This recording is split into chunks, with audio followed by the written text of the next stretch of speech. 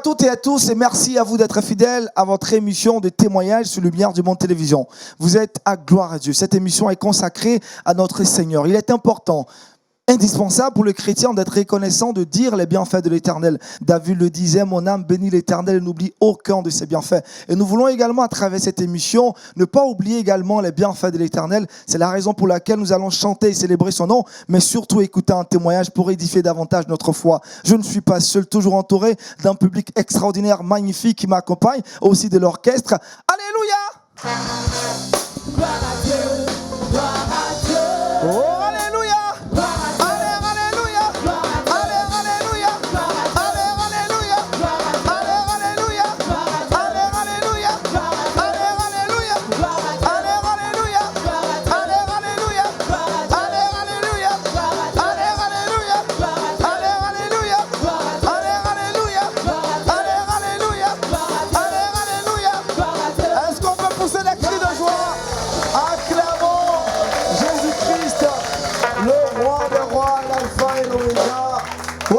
Ambiance chaleureuse dans le studio de LMTV. Vous aussi, vous qui nous suivez à travers vos différents postes de télévision, on vous dit merci d'être fidèles à cette émission. Nous allons maintenant recevoir le pasteur consultant de cette émission, pasteur avec qui nous allons décortiquer, analyser le témoignage que nous allons écouter au cours de cette émission. C'est bien le pasteur Céric Boyan Apollinaire que nous recevons maintenant par des acclamations. Cher public, recevons le pasteur consultant de cette émission. Recevons le pasteur Apollinaire. Il va s'installer. Merci pasteur, prenez place. Et c'est avec un cantique à la gloire de notre Créateur que nous démarrons notre émission avec l'orchestre. Alléluia. Alléluia. Amen. Au siècle des siècles, tu vis, Éternel des armées.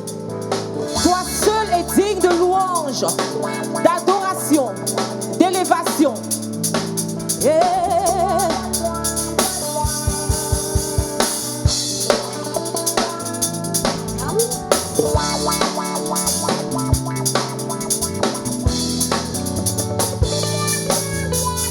Au siècle des siècles, tu vis éternel par ta volonté. Tu as fait toutes ces choses qui existent. Au siècle des siècles, tu vis éternel par ta volonté. Tu as fait toutes ces choses qui existent. Au siècle des siècles, tu vis éternel. Et par ta volonté, tu as fait toutes choses. Tu as fait toutes choses qui existent. Au siècle des siècles, tu vis éternellement. Par ta volonté, tu as fait toutes choses, Seigneur, qui existent, qui existent. Tu es digne. Alléluia.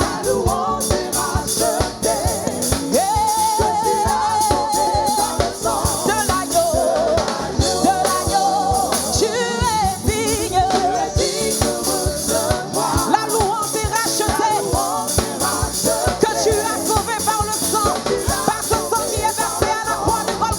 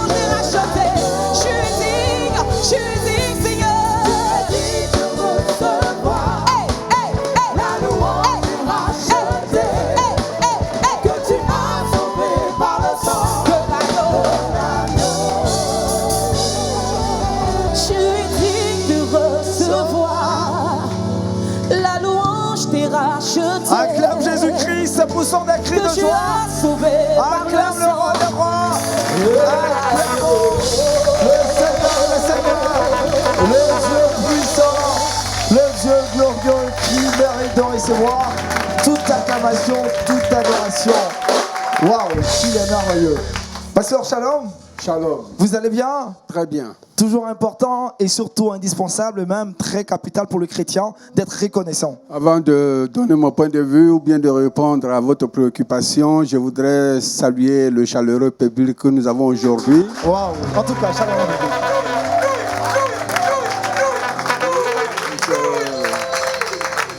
Je fais remarquer que leur présence est la volonté de Dieu. Justement. Parce que c'est pour écouter les bienfaits de Dieu. Je crois qu'au travers de ces témoignages, eux-mêmes seront édifiés. Je voudrais aussi saluer tous les techniciens qui font un travail remarquable afin que le témoignage de Dieu soit porté très haut au-delà de nos limites ici. Je salue aussi le groupe musical. Justement, ils sont là, ils sont très heureux de travailler. C'est vrai que Jésus-Christ est digne de recevoir. Et c'est pour cela que nous sommes là, chers amis. Nous sommes là pour rendre gloire à notre Dieu. Et quand il s'agit de rendre gloire à notre Dieu, nous sommes toujours présents. Toujours présents. Que Dieu nous donne toute la force, toutes les dispositions utiles pour que nous puissions proclamer que Jésus est vivant. Jésus est vivant. Des paroles très fortes de notre pasteur consultant, le pasteur Série Apollinaire. Tout est bien installé pour recevoir maintenant notre invité du jour. Ça fait 26 ans qu'il est au service du Seigneur, qu'il est chrétien. Il est marié et père de 5 enfants. Notre invité du jour désire partager une expérience de sa vie. C'est le pasteur Jérémie Israël. Peuple de Dieu, nous allons tous nous tenir debout pour le recevoir. Il va faire son entrée maintenant dans notre studio. Le pasteur Angora Kofi Obrad, Jérémie Israël, qui va entrer. Il a son témoignage à partager avec nous. Il va s'installer. Installez-vous. Installez-vous. Notre manière à nous particulière d'accueillir nos invités. Alléluia! Gloire à Dieu, gloire à Dieu, gloire à Dieu. Oh, alléluia! Alléluia, Alléluia! Alléluia! Alléluia! Alléluia! Alléluia!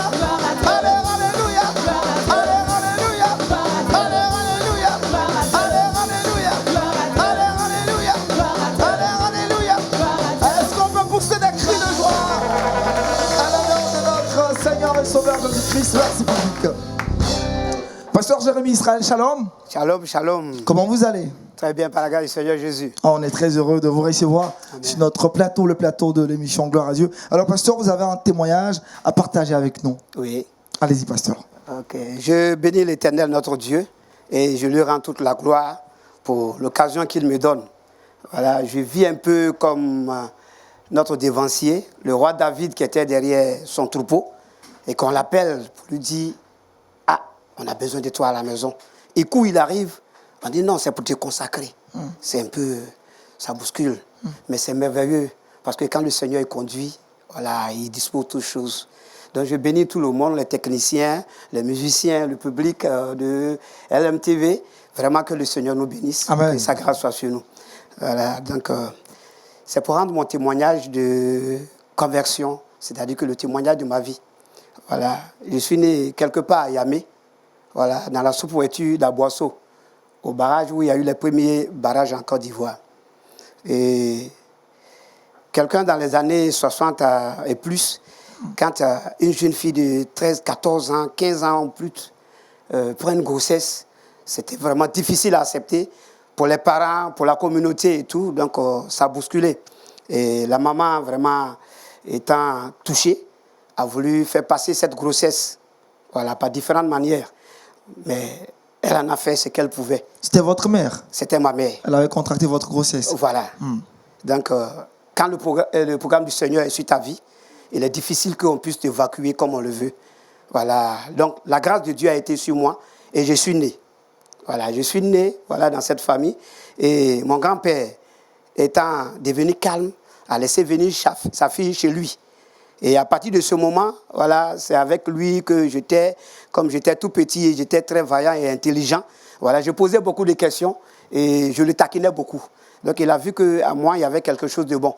Donc en ce moment, si tu as 8 ans, oui, tu pourras aller au CPM, mais on va jusqu'à 12-13 ans. C'était des gens bien grands. Voilà. Donc moi, il m'a mis à l'école à l'âge de 5 ans. Voilà, je crois dans les années 68. Voilà. Donc quand il m'a mis à l'école, vraiment au CP1, voilà, j'ai eu à être admis pour aller au CP2. Bon, ma grand-mère qui veillait sur moi, puisque tout le monde partait au campement, voilà, elle est décédée. Donc il n'y avait plus personne pour veiller sur moi. Donc ma mère m'a fait venir à Abidjan. J'ai atterri chez mon oncle. Donc j'ai vécu là-bas. Je partais à l'école, voilà, j'étais brillant. Mais ma vie allait basculer parce que, étant quelqu'un qui était disposé, savait comment aborder les gens, comment causer, comment être poli. Donc les gens m'envoyaient beaucoup pour aller faire sortir des jeunes filles de chez eux, sans que les parents ne soupçonnent, parce que je ne savais pas que j'allais avoir cette taille. J'étais tout petit de taille, mais très vif et puis intelligent. Donc on m'envoyait dans des choses, voilà. Ce qui a fait que j'ai rencontré très vite des hommes et des femmes qui m'envoyaient dans des maquis, voilà. Et il y a une spécialement qui m'a fait sortir de ma famille. Voilà, c'est-à-dire que je suis devenu comme son fils et je vivais avec elle quelque part chez son copain, mais mes parents ne savaient pas où j'étais. Et c'est là-bas que j'ai connu ce que les jeunes gens appellent le joint. Voilà, le Ghanéen appelle ça souvent là. Voilà, d'autres appellent ça djedji. Voilà, j'ai connu ça très tôt. Et en même temps, c'était accompagné aussi de la cigarette. Et c'était un coin vraiment dur, terrible, Zimbabwe. Je vous parle des années de 74, 76 par là. Voilà, c'était... C'est là que vous prenez contact avec la drogue. Voilà, avec la drogue. Donc, je suis resté là pendant un moment. Et quand j'ai vu que ça me fatiguait, je suis reparti à la maison. Mais tel qu'on m'avait battu, bon, ça m'a fait peur. Et puis, je suis ressorti. Et là, j'ai eu aussi des gens qui m'avaient connu à Vrili Canal, qui m'ont envoyé aussi au niveau de Koumassi. Il y avait des maquis, des coins de poissons et autres, de prostitution. Mais là où on venait au maquis, et puis tu pouvais voir des gens qui ont des pistolets qui sont déposés là. C'était comme si c'était le Far West. Personne ne s'en foutait de qui que ce soit parce que les policiers ne pouvaient pas aller là-bas. C'est pas possible. Puisque une voiture ne pouvait pas. Il fallait marcher longtemps sur les briques.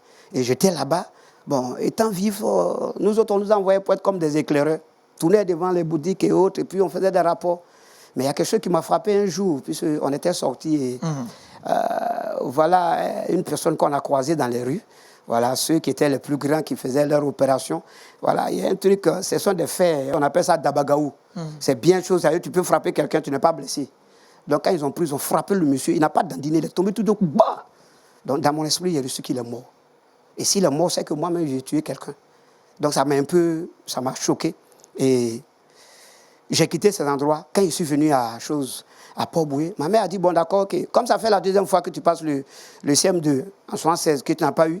D'abord, la première fois, c'était quoi? Quand on parle de lavage du cerveau, bon, je ne sais pas s'il faut appeler ça comme ça, mais quand on perd le cerveau, oui. Ma mère étant partie au village quelque part, bon, il y en a un oncle qu'on appelait Odjoukou, c'est-à-dire que c'est quelqu'un qui est terrible en esprit, qui aime aussi les fétiches, voilà. Donc, on lui demande, mais et ton petit Mohamed? Parce que dans mon village, on m'appelle Mohamed. Voilà, c'est un musulman, un Guinéen qui s'occupait de la grossesse. Donc, quand je suis né, ils ont fait le baptême, on m'a nommé Mohamed. Voilà, donc dans mon village actuellement, si vous allez, c'est Mohamed qu'on connaît. Bon, beaucoup ne connaissent pas Agora Kofi Evra. Voilà. Donc, ils ont fait le baptême et puis bon, on m'a donné ce nom. Donc, je suis reparti au village. Quand je suis reparti, c'était un peu dur. D'abord, je viens à l'examen. Je ne connaissais pas mon nom. Je ne pouvais pas écrire mon nom. Vous avez perdu votre mémoire le jour de l'examen? J'ai perdu la mémoire. Quand ce tonk a eu cette nouvelle. Ce jour de l'examen, vous avez carrément tout oublié, votre tout mémoire. Oublié, mon nom. Donc, une étude de test qui fait au moins 1h30. Voilà, je sors en 15 minutes. Il y a un des instructeurs qui me connaissait, qui était de l'autre côté. Il a pris le risque parce qu'il ne devait pas le faire. Venez demander à l'autre qui veut voir la fiche. Quand il a regardé la fiche, il m'a dit non, mais tu n'as rien fait. Je suis sorti comme ça. Donc, c'est ainsi que je n'ai pas pu poursuivre. Vous avez échoué la première fois. Échoué la première fois. Vous demande de la deuxième fois, là, je ne suis plus parti à l'école. C'est là que j'ai commencé les vagabondages et autres. Voilà. Donc, ma mère, quand je suis rentré à la maison, elle m'a plus frappé. Elle m'a pris, elle me dit, bon, d'accord, tu vas au village. Donc, là-bas, au moins, peut-être, tu vas prendre conscience. Mais c'est dangereux. C'est dangereux. Parce que ce qui se passe, qui me fait boire, qui me fait tourner, d'où ça vient.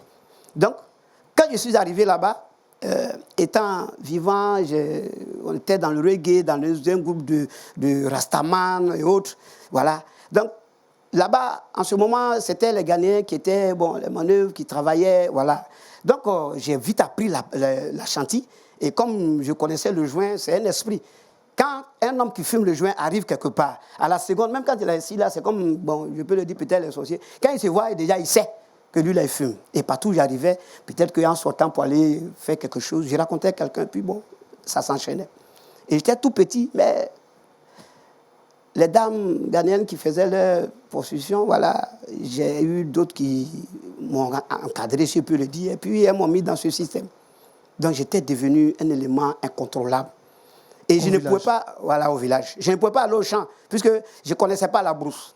Voilà. Donc j'avais un cousin qui travaillait très fort avec mon grand-père, mais celui-là, bon, il était en ayant, bon, donc moi je me suis dit que bon, le vieux il fait mal comme s'il était un justicier. Donc j'ai commencé à voler le vieux. Voilà, il avait une caisse comme ça, comme les boîtes à pharmacie là, où il rangeait des billets dedans, parce que quand il finit de vendre, voilà. Dans les billets, nous deux, on s'est partagé jusqu'à, c'est vers la fin, où c'était presque fini. Parce que je vais, si c'est une liasse comme ça, je peux prendre 2 ou 3, et puis je vais à Boisseau avec mon cousin, on s'habille bien, parce que là, je connaissais déjà. Et je prends, et puis on s'en va. D'accord. Avant de poursuivre le témoignage, pasteur, on va marquer une pause déjà. Oui. Sans Jésus-Christ, il naît dans un environnement où papa et maman ne sont pas chrétiens. Et très tôt, très jeune, il va être livré à tout ce qui est preuve et esprit de la délinquance, de la drogue, de l'alcool et autres. Oui, nous sommes heureux d'écouter un témoignage qui parle des bienfaits du Seigneur. Amen. Et précisément de la délivrance opérée par le Seigneur Jésus. Amen. Mais ici, l'histoire commence par la rencontre d'un homme et d'une femme, pour ne pas dire une fille. Un homme et une femme qui se rencontrent et qui, dans leur rencontre, la fille tombe enceinte et un homme et un enfant est né et l'enfant est livré à lui-même. Nous n'arrêterons jamais de dire que la parole de Dieu est le fondement de la tranquillité, du succès même de la vie de l'homme. Quand les choses se font en dehors de la parole de Dieu, il y a toujours des conséquences. N'est-ce pas? Il y a toujours des conséquences. C'est là le côté négatif, disons-le, de la vie ou bien de notre société. Regardez une fille de 14 ans qui n'est pas en mesure de prendre certaines responsabilités. Au niveau du foyer, le monsieur tombe sur elle comme cela, peut-être avec son accord ou sans son accord, mais voilà, nous voulons dire que la moralité est l'épine dorsale d'une vie ou de la société. Il faut que les choses se fassent dans le respect. On ne sait pas pourquoi l'homme est toujours pressé. L'homme est toujours pressé, l'homme se jette dans les choses qu'il ne peut pas maîtriser, qu'il ne peut pas contrôler. Nous voulons dire ici que, eh bien, un homme doit aborder, un homme mûr qui a l'âge de se marier, bien entendu selon les règles de notre société, mais un homme qui a l'âge de se marier, il doit aborder une fille qui est aussi mature. Il ne faut pas voler les choses. Et puis après, se comporter comme un irresponsable. C'est pas bon. Nous voulons aussi dire à nos jeunes filles, à nos sœurs, de ne pas se lancer entre les mains du premier venu. Il faut comprendre qu'il y a le danger quand les choses ne sont pas bien analysées. Il y a beaucoup de gens aujourd'hui, beaucoup de filles aujourd'hui, beaucoup de femmes aujourd'hui qui souffrent de cela. Peut-être par naïveté, mais c'est dangereux quand on ne fait pas les choses avec responsabilité. Ça, nous le notons. Mais le foyer est le milieu pour éduquer, pour enseigner, pour instruire.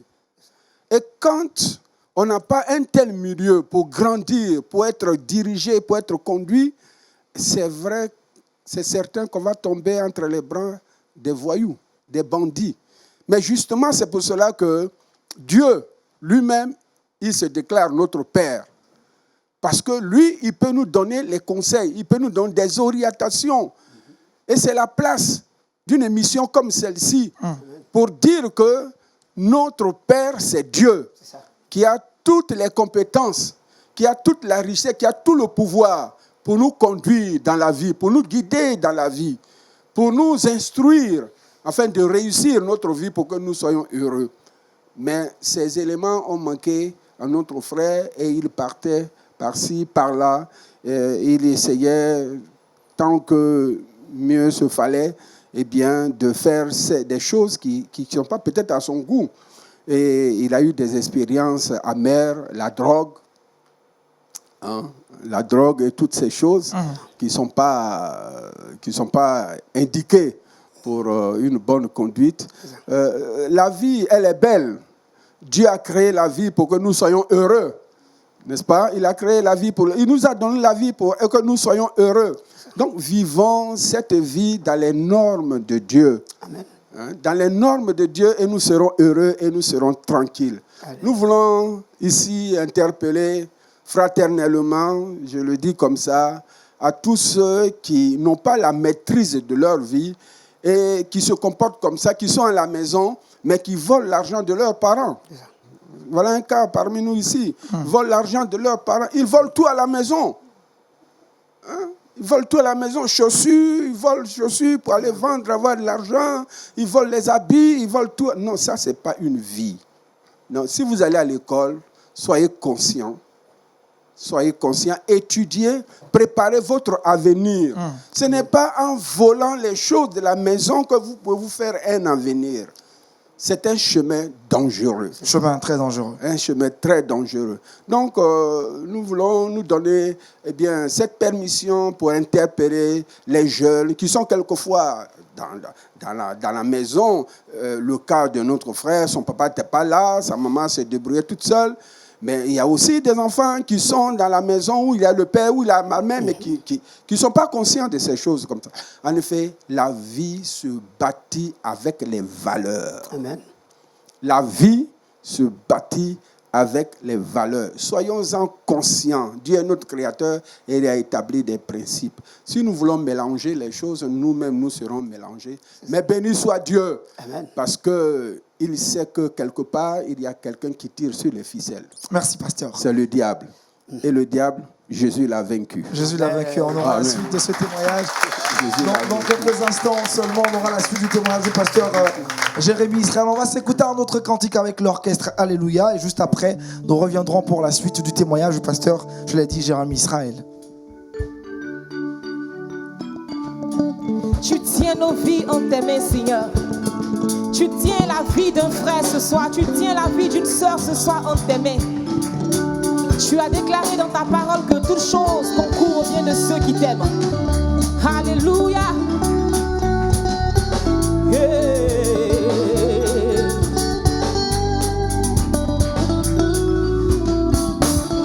C'est lui qui tient nos vies dans ses mains, comme une bille de fer dans ses mains, les océans, les mers dans ses mains, le monde entier dans ses mains.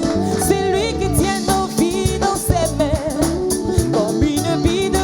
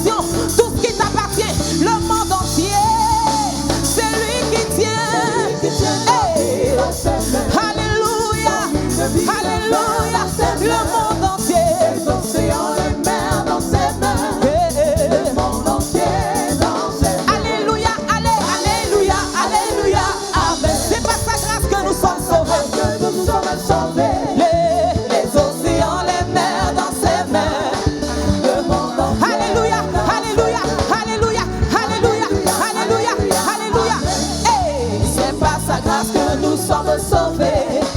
Les océans, les mers dans ses mains, le monde entier dans ses mains. Alléluia, Alléluia, Alléluia. C'est par sa grâce que nous sommes Acclamons sauvés. Jésus-Christ. Les océans, les mers dans ses mains, le monde entier dans ses mains. Alléluia. Acclamons Jésus-Christ. C'est Jésus-Christ qui tient nos vies entre ses mains. Les paroles de cette chanson sont bien vraies. Vous suivez votre émission de témoignages, de prodiges, de miracles sur Lumière du Monde Télévision. Gloire à Dieu, nous écoutions le témoignage du pasteur Jérémy Israël. Le pasteur, vous retournez au village et vous a donné au vol, le vol donc de l'argent de votre grand-père. C'est ça. Qu'est-ce qui va se passer par la suite? Ok, donc j'ai déjà pris beaucoup de liasses, comme l'argent était beaucoup, le grand-père n'a pas remarqué. Mais c'est quand il lui restait 2000 francs, c'était 2000. Moi, je ne savais pas que c'était 2000 seulement qui restait. Donc, quand je suis parti, j'ai mis ma main, ce qu'il y a eu, j'ai pris. Et je suis allé, on s'est assis au maquis, on était en train de boire, alors que ce jour, il est venu un peu plus tôt du campement. Et c'est tout ce qui lui restait. Il cherche, il ne voit pas. Et ils savaient tous où je vais souvent pour aller boire. Donc, il a envoyé les jeunes gens, ils m'ont pris. Ils m'ont pris vraiment d'une manière où c'était vraiment terrible. Donc, quand le grand-père a vu, au lieu de laisser les jeunes me prendre pour continuer, lui, il m'a saisi, tellement il était fâché. Donc, je sais que quand je l'ai assuré, je devais très glissant. Donc, ma main aussi, mes poignets n'étaient pas aussi comme ça. Donc, je partais avec eux. Mais j'étais en train de calculer en même temps comment je vais faire pour échapper. Parce que s'il va où il y a des maisons, les jeunes gens vont m'attraper. Parce qu'ils peuvent courir, ils sont jeunes comme moi. Donc, j'ai regardé jusqu'à où il y avait de l'espace. Et puis, je me suis laissé complètement, comme si j'étais, voilà. À un moment donné où tout le monde était chaud, et puis j'ai retiré ma main d'un coup. Donc le grand-père, en voulant reprendre ma main, son coude est revenu sur ses côtes. Wow. Ça l'a frappé, bon, on est parti. Il a pris des petites cordes et il m'a pendu, il m'a attaché. Les pieds touchaient presque pas la terre, voilà, parce que c'était par ici. Donc le temps qu'on est venu passer ici, voilà, les cordes sont rentrées, les mains sont devenues comme des mains de football américain où on prend les gants, voilà, costaud quoi. Bon, il m'a frappé, il m'a descendu, mais son épouse était fâchée avec lui. Non, mais tu as tué l'enfant. C'est vrai, il a déconné, mais bon. Moi, j'étais déjà ivre, donc avec la chicotte, ça m'a donné un sommeil. Bon, j'ai dormi. Voilà. Donc, j'oubliais quelque chose. En 1976, je crois, c'est là qu'ils ont fait l'indépendance de Koumassi, où ils ont fait les grandes voies, tout et tout. Tout le monde était à la télévision. Mon ami et moi, on s'est habillés. Puis on a pris, puisque le bus était gratuit. On est parti, arrivé quelque part où on voulait se mettre. Il a dit non, on n'a qu'à monter sur une école pour mieux voir. J'ai dit non, moi j'attends ici. Si le président se trompe pour tendre la main, moi j'irai le saluer. Donc il ne faut pas en partir en haut là-bas. Donc on était en bas là. Et l'école, tellement les gens sont montés dessus, l'école s'est écoulée. Tuer les gens, donc il y a eu des bandades. Avant que le président n'arrive. Donc après ça, quand on a fini, ah vraiment, Dieu merci. Bon, on ne connaissait pas, mais on dit Dieu merci. On est arrivé, mon ami me suivait, et les bus sont gratuits. Donc moi, je suis monté rapidement vers où le receveur s'assoit. Et puis, j'étais tout petit, mais il fermait la porte comme s'il pouvait quelque chose comme quelqu'un. Donc les grandes personnes passaient et puis partaient chercher des places. Quand mon ami est arrivé, je l'ai laissé dans le fauteuil du receveur. Et moi, je me suis assis à la porte et puis on échangeait. Mais le bus était en marche, mais ça ne roulait pas. Donc il a débardé tout d'un coup. Et moi, je n'ai pas vu. Je suis quitté à la porte et à la fenêtre. Et puis je suis tombé. Ça, c'était fini. Si une voiture venait derrière, c'était fini. Il y avait un docteur qui était au CHU, c'était un blanc. C'est lui qui m'a réanimé jusqu'au CHU. Et j'ai fait 3 jours de coma. 3 jours, 3 nuits de coma. Donc ça, c'était avant d'aller à Boisseau. D'accord, on poursuit. Voilà. Donc, je suis arrivé à Boisseau, donc j'ai pris contact avec la drogue. Donc j'ai commencé encore à vivre très mal. Mais comme le grand-père a dit que le fils qui n'est pas bon, c'est le dos de sa maman qui l'accueille. Donc ma mère aussi, ayant eu son diplôme de sténographe dactylo, c'est pas quelque chose comme ça, elle est secrétaire dactylographe. Donc c'est là qu'elle m'a appelé parce qu'elle a changé mes papiers, diminué mon âge, comme on le fait souvent. Voilà. Donc pour que j'aille fréquenter.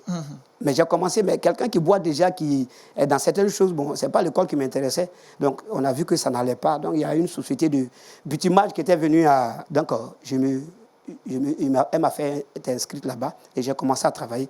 J'avais assez d'argent, mais je ne faisais que boire, les maquis et tout et tout. Bon, vraiment, c'était malheureux. Puisque ma mère est fonctionnaire, elle ne me demande pas 5 francs. Moi, j'ai une chambre que je ne paye pas. Je ne paye pas la nourriture. Donc j'étais tout le temps dehors. Et c'était ça qui menait ma vie. La drogue un peu partout. Voilà. Ainsi, elle a été affectée encore. Voilà. Parce que partout où elle partait, j'étais devenu comme ça que. Oh. Voilà, on était Suivez plusieurs votre enfants. mère. Voilà, on était plusieurs enfants. Mais je ne sais pas pourquoi.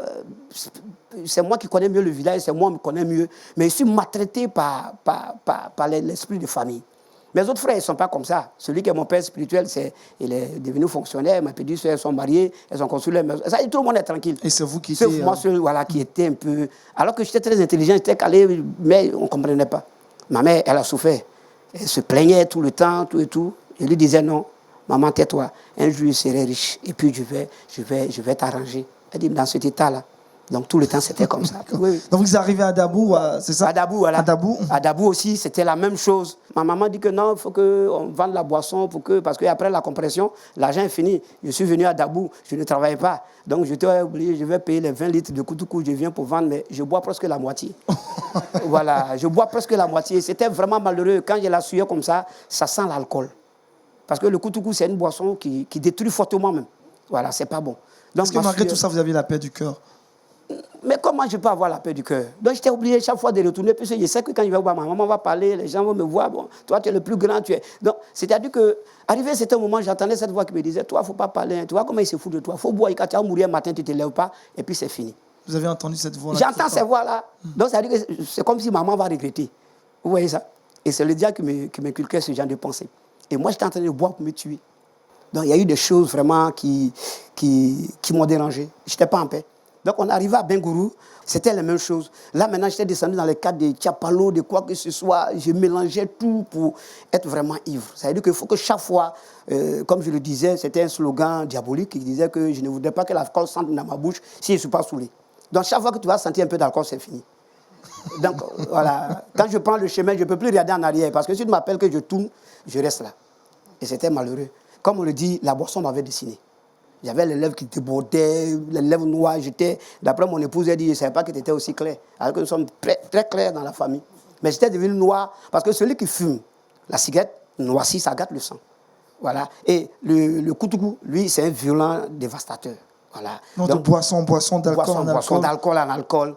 J'aimais pas la bagarre, j'aimais pas les films, mais je danse dans les maquis, voilà, et tout. Donc, à Bengourou, nous sommes arrivés. Et puis...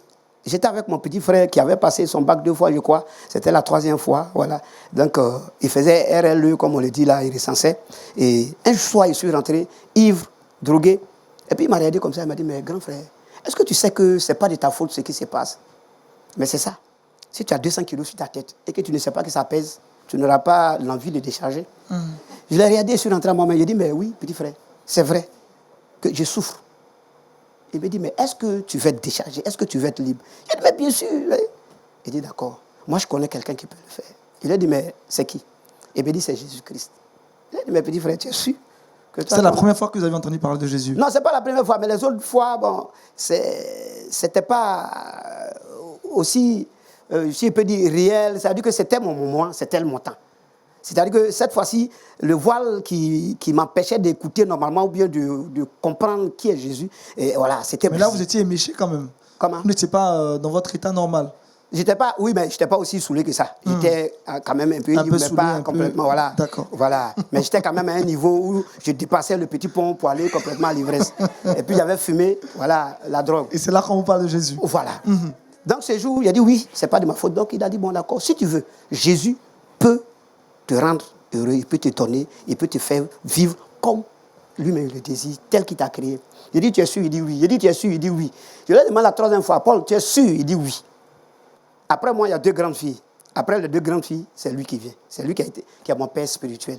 J'ai entendu parler de Jésus, mais je sais que c'est d'une intercession poussée. Je ne sais pas combien d'années qu'il a eu à faire dans le secret. Wow. Lui, il ne parle pas beaucoup comme moi. Voilà, mais il agit très vite. Pas par colère, mais vraiment, c'est un homme qui craint Dieu. Il aime vraiment le Seigneur. Donc, quand j'ai dit ça, il a dit, bon d'accord, on va prier. Et puis, on a prié simplement sans... Mais j'ai senti un poids qui m'est quitté. À l'instant T. À l'instant T. Alléluia! Alléluia. Gloire à Dieu. Gloire à Dieu. Oui, pasteur. Je voudrais intervenir à ce point. Amen. Et c'est vrai que nous sommes suivis par une multitude de personnes.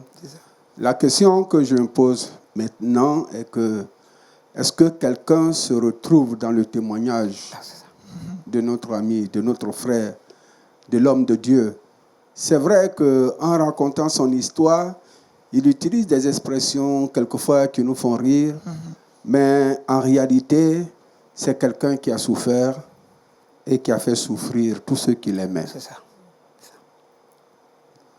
Qui va faire souffrir sa maman. C'est ça.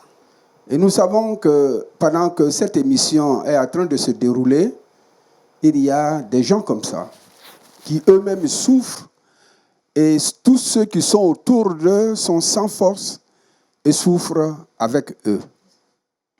C'est une condition terrible et difficile.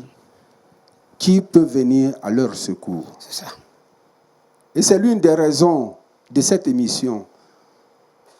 Pas seulement regarder la télévision, mais pour indiquer par la grâce de Dieu qu'il y a une solution à toute vie tumultueuse.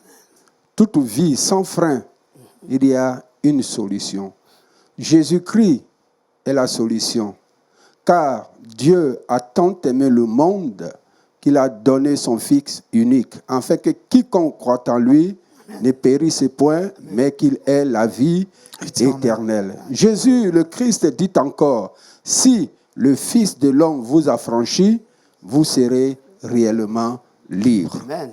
Alors tous ceux qui se retrouvent dans le contexte de la situation de notre ami, nous voulons leur dire de ne pas désespérer. Jésus est vivant, son amour est vivant, il est efficace. Amen.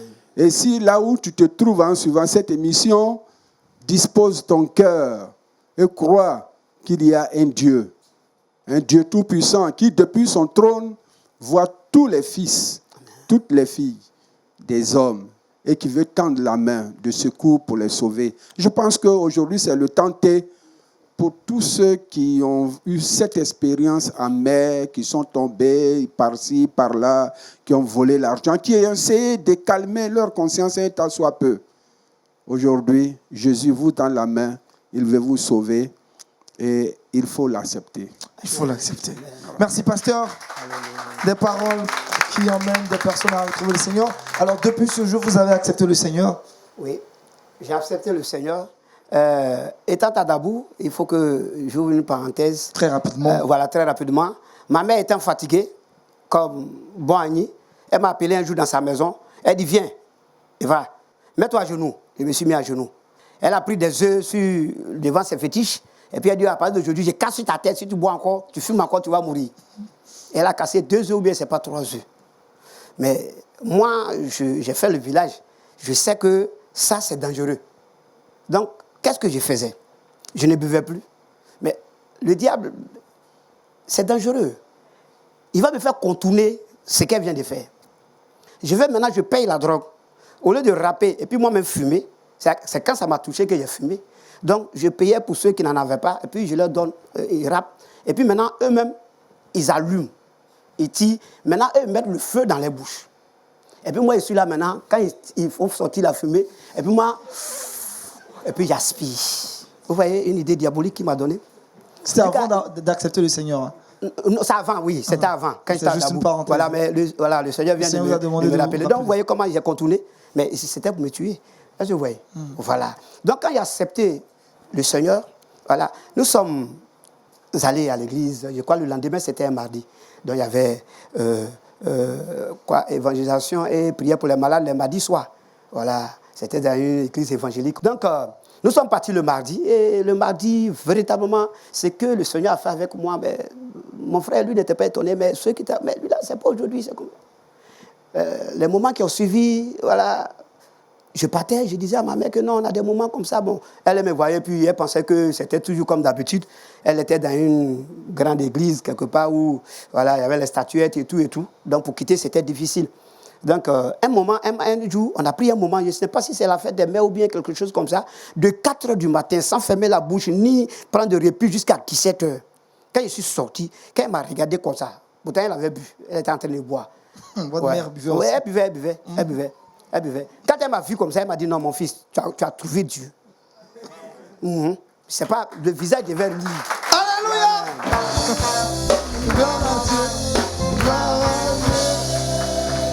Quand elle a confessé ça, j'ai dit, maman, c'est l'occasion pour toi. Oui, et c'est l'occasion. Donc, comme tu as vu, ce n'est pas moi que tu regardes, que tu vois, mais c'est Jésus qui est en train de te parler sincèrement. Voilà. Elle accepte le Seigneur. Donc, non, ça, c'est ma maman. Quel que soit ce qu'elle a vu là, c'est toujours le fils. Voilà. Donc, on l'a invité le mardi qui suivait.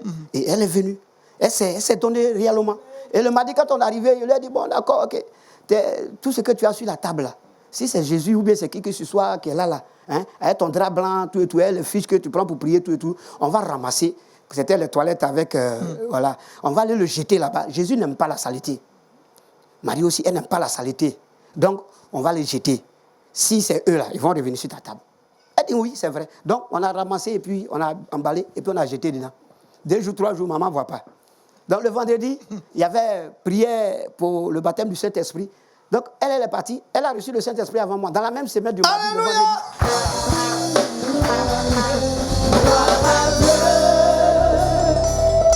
Donc, c'est ainsi que nous tous, on a changé et puis on converge vers une église vivante. C'est comme ça, moi, qui l'a envoyé et qui cherchait le Saint-Esprit. Parce que mon frère m'a dit, il y a quelqu'un dans l'église, quand il prie, non, tu es d'accord avec. Ça remue les murs, tout et tout. Il a dit, je veux prier comme lui. Mon petit frère m'a dit, non, il faut laisser ça. Lui, il peut prier comme ça, puis ça ne monte pas sur le toit. Cherche à être en communion avec le Saint-Esprit. Voilà. Ceux qui me connaissent bien dans la communauté où je suis, hein, peut-être que d'autres. Mais moi, je peux prier toute une journée en langue. Je n'ai pas de problème avec quelqu'un. Parce que mes pensées ne divaguent pas. Et quand je sais que je suis dans une mauvaise position, il n'y a pas besoin que quelqu'un me le dise. Le Saint-Esprit, quand il s'attriste, je le sais. Voilà, donc moi, c'est mon... Vous avez développé votre communion avec le Saint-Esprit. Voilà. Donc, il m'a dit de cultiver cela. Voilà. Donc, je cherchais depuis, je n'en gagnais pas. Puis maman qui est venue dans une semaine, et puis... Donc, j'ai commencé à réfléchir, j'ai prié l'Éternel, j'ai pris des moments. Il a dit, mais Seigneur, qu'est-ce qu'il y a? Est-ce qu'il y a des choses encore que je cache qui font que, jusqu'à aujourd'hui, je ne peux pas être baptisé? Il met le doigt sur quelque chose. Quand je tournais dans mes tournées, il y a des gens qui m'ont aimé, qui m'estiment. Donc, il y en a qui m'ont donné, c'est quoi on appelle banzeret. On dit c'est pour se protéger. S'il y a quelque chose, tu peux te perdre. Je n'aime pas ça, mais je gardais. Je n'aimais pas ça, mais tout ça était dans mes choses. Maintenant, il y a certaines jeunes filles avec lesquelles j'étais sorti, les lettres d'amour, tout et tout. C'était là, dans un petit carton. Et chaque fois que j'enlevais, puis je lisais, je faisais des films. Mais voilà, si tu aimes quelque chose plus que Jésus-Christ, c'est que quelque part là, tu es un adorateur. Voilà, donc le Saint-Esprit a mis le doigt dessus, il dit ça là, ça là. Il dit, ah bon, donc c'est à cause des lettres et puis photos ou bien des trucs là. D'accord, moi je m'avais brûlé ça, parce que je te préfère. Donc il y avait une sortie de jeunesse, donc je suis parti, j'ai brûlé ça le jour où on devait partir, c'était vendredi. J'ai brûlé, donc on partait vendredi, samedi, et puis on revenait dimanche après-midi. Mais quand on est parti, on a commencé la prière. Quelques minutes après, boum! On était près de 50, en même temps, Ces jours-là, le Saint-Esprit a fait un travail merveilleux. Et j'ai vu que, donc depuis conversion que je pensais que j'avais reçu, que c'était la limite là. Donc, ce n'est rien même, hein. C'est maintenant même qu'on commence à marcher avec Jésus. Oui, parce que le fait de les b.a.-ba du Saint-Esprit, du parler en langue, déjà j'étais déchargé et j'étais à l'aise. Parce que moi, j'aime beaucoup l'Esprit de Dieu. Donc, je me sentais maintenant dans le domaine que moi j'apprécie. Vous êtes débarrassé de tout ce qui était... Voilà. Le Saint-Esprit vous a baptisé. C'est ça. Alléluia! Gloire à Dieu! Gloire à Dieu! On va s'arrêter là aujourd'hui. Le temps qui nous est donné pour ce témoignage est carrément épuisé. Pasteur Apollinaire, que peut-on retenir de ce témoignage? Ce que nous pouvons retenir, c'est nous voulons parler des bienfaits de Dieu. Amen. Voilà quelqu'un qui n'avait pas de repère, mais par la grâce de Dieu, un temps, il a compris, il a entendu la voix de Dieu, il a entendu l'évangile et il s'est donné au Seigneur. Amen. Quand on se donne au Seigneur, il faut se donner entièrement. Il faut se donner totalement. Amen. Il est le chemin, la vérité et la vie. Amen. Jésus, il est le chemin, la vérité et la vie. Donc, il ne faut pas être sur plusieurs chemins à la fois. Il faut être sur le chemin qui est la vérité, le chemin qui est la vie. Jésus-Christ, la personne. Nous voulons ici encourager tous ceux qui nous suivent de prendre au sérieux leur engagement avec le Seigneur. Il y a beaucoup de gens qui marchent avec le Seigneur, mais de façon superficielle. De façon superficielle, ils aiment les activités de l'Église, comment on s'habille, comment on a ceci, on a cela. Mais ce n'est pas cela la conversion. La conversion, c'est d'avoir un contact direct, c'est d'exposer sa vie au Seigneur, c'est de mettre en pratique la parole de Dieu, c'est de naître de nouveau. Nous ne savons jamais quand le pire peut arriver Aujourd'hui, c'est le jour favorable. C'est le temps le meilleur. Donc, il faut se donner à Dieu. Notre bénédiction, notre salut se trouve en Christ. Donc, quand on trouve un tel trésor, il faut le posséder entièrement. Il faut vivre la vie chrétienne comme il se doit. Il faudrait dire, pour aller à la fin, très rapidement, finalement, le Seigneur l'a appelé et il est au service de Dieu. Que le nom du Seigneur soit béni. Alléluia. Des gens qui sont oubliés, qui ne sont pas comptés dans la vie, Dieu peut leur réserver une place exceptionnelle. Et je veux l'encourager à servir Dieu de tout son cœur jusqu'au dernier souffle de sa vie. Alléluia. Gloire à Dieu. Gloire à Dieu. Gloire à Dieu. Nous sommes à la fin de cette émission. Nous remercions encore le pasteur Angora Jérémie Israël d'avoir répondu à notre invitation. Peuple de Dieu, est-ce qu'on peut l'ovationner fortement le pasteur Jérémie Israël qui a répondu à notre invitation. Nous remercions également le pasteur consultant, le pasteur Série Apollinaire. Et vous, cher public, est-ce que vous pouvez vous ovationner vous-même?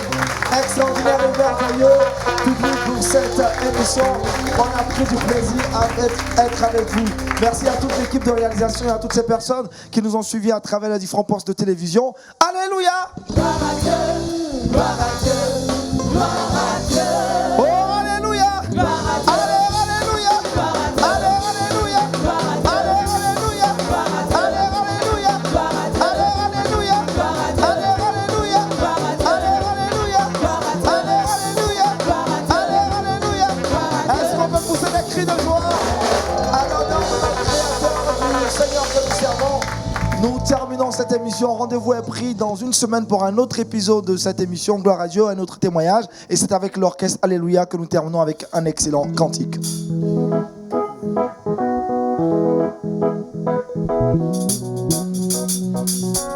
Hey! Tu es bon, Seigneur.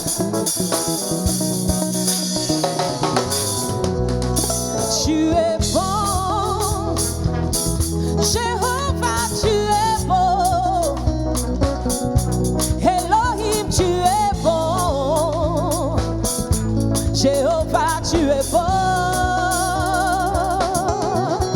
Tu es beau. Mon papa, tu es bon. Mon rédempteur, tu es bon. Jésus, tu es beau.